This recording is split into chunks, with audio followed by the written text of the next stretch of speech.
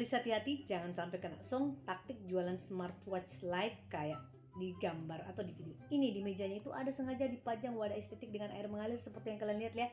Jamnya direndam di situ, kesannya mereka emang spesialis waterproof yang kuat diajak untuk berenang atau berwudu. Pas saya tanyain bisa buat renang kak, hostnya meyakinkan bilang bisa ya. Dalam otak saya jamnya bisa di tracking kalori pas renang dong. Pas barangnya datang mah emang benar anti air, tapi pas dicek menunya tidak ada sport mode untuk renang sama sekali.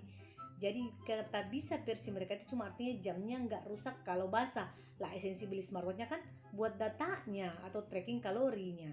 Terus buat apa dong saya beli kalau memang tidak ada mode sport renangnya? Pelajaran mahalnya di sini adalah coba tanya spesifik ada fitur tracking renang atau tidak. Nah, karena saya merasa dijebak dengan permainan kata-kata ini, maka saya coba proses refund. Apakah dia approve atau tidak? Kita lihat proses selanjutnya ya. Tunggu kisah selanjutnya di next video. Jangan lupa follow dan subscribe.